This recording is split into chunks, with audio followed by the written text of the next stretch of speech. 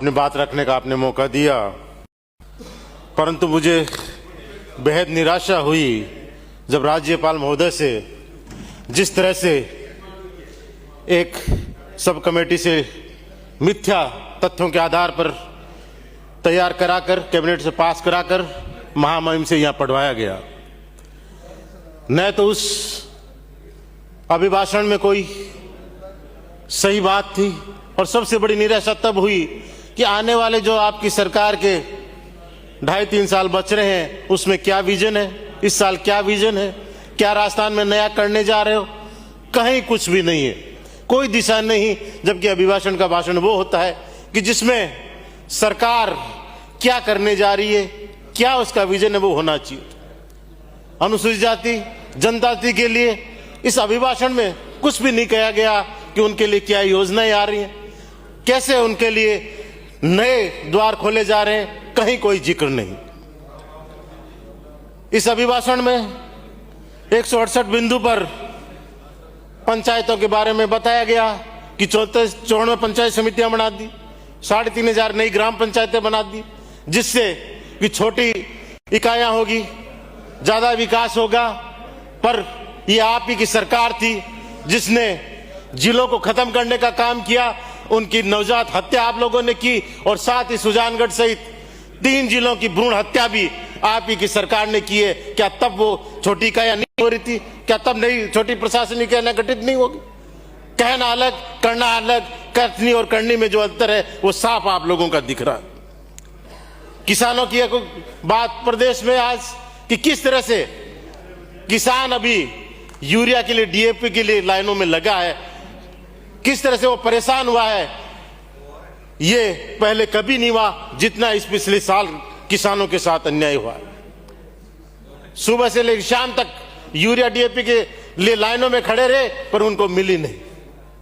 हालात ये है कि न यूरिया है, न डीएपी है, और न ही बिजली है किसानों की। बात कह रहे हैं कि हम 22 जिलों में अब 2 ब्लॉक में बिजली दी जा रही है, दिन में बिजली दी रही है, पर हालात यह है कि मेरे क्षेत्र की बात करूं तो जहां पहले जिन इलाकों में 2 ब्लॉक में बिजली मिलती थी, अब उनमें भी 3 ब्लॉक कर दिए, 1 ब्लॉक रात्रि में आ रहा है। और आप जान रहे हैं कि कितनी ठंड हो रही है इसमें, और इस ठंड में रात को पानी जो है वो उनको देना पड़ रहा है। ये हालात हैं बिजली की और पानी की हालात तो क्या है, कहना ही क्या। इतने बुरे हालात कि सर्दी में पीने के पानी की जबरदस्त किल्लत हो रही है, तो गर्मी में क्या हालात होंगे अपन समझ सकते हैं। ट्यूबवेल फेल पड़े हैं, उन फेल ट्यूबवेलों को विरुद्ध नए कराए नहीं जा रहे। मंत्री जी ने एक बहुत अच्छी घोषणा की थी, हम सब लोगों ने स्वागत किया था कि फेल ट्यूबवेलों को हम पहले फेल नहीं करेंगे, पहले उनको दोबारा ड्रिल करने की कोशिश करेंगे, रीबोर करने की कोशिश करेंगे। सिर्फ सूख गया इसलिए फेल नहीं करेंगे, और वो योजना सिरे चढ़ी नहीं, उससे पहले उसको कर। हम मेरे कई बार एक्शन से बात हुई कि हमने प्रपोजल मांगे, भेजे, पर उनके लिए कोई भी आज तक उनके पास में नहीं आया उनका कि उनको रीबोर नए है नहीं, पुरानों को कराने दें। पानी की जबरदस्त समस्या। आपने योजना का पानी जो पहले 1 हफ्ते से आता, अब हालत यह होगी 10 से 15 दिन की सप्लाई पे पहुंच चुका है। अधिकारियों से बात करो तो वो कह रहे हैं कि बस थोड़ा सा काम बाकी है वहां, उसके बाद आपकी लाइन सेपरेट हो जाएगी और उसके बाद में पानी की सुचारू होगी। पर 2 साल हो गए, 1 किलोमीटर की लाइन है वो उनसे नहीं हो रहा। जेजेएम की टंकियां बनी पड़ी हैं, उनको जोड़ने के लिए पैसा नहीं है। डिवीजन आ गया, पैसा के लिए फाइल चूरू और जयपुर के घूमती जा रही है, टंकियां तैयार है पर सिर्फ और सिर्फ पाइपलाइन नहीं, उसके कारण नहीं जोड़ी जा रही है। ये हालात हो रहे। तो बिजली, पानी, बुनियादी चीजें हैं, उनकी अगर ये हालत है तो आम आदमी की।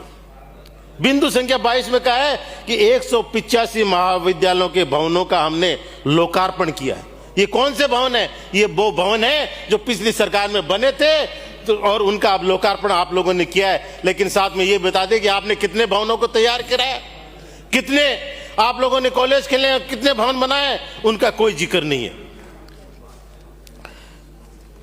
आपने बात की है कि जेलों में मोबाइल उपयोग नहीं कर रहे होगा, पर हालात ये हैं कि इन्हीं जेलों से 2-2, 3-3 बार तो मुख्यमंत्री जी को धमकियां मिल गई। कब उनमें जैमर लगेंगे, कब होगा? आज प्रदेश में सबसे बुरा हाल है तो साइबर क्राइम का है। साइबर हो गया, 6 मिनट हो गए, 5 मिनट हुआ, 6 हो गए, एक 50 से शुरू किया है। धन्यवाद।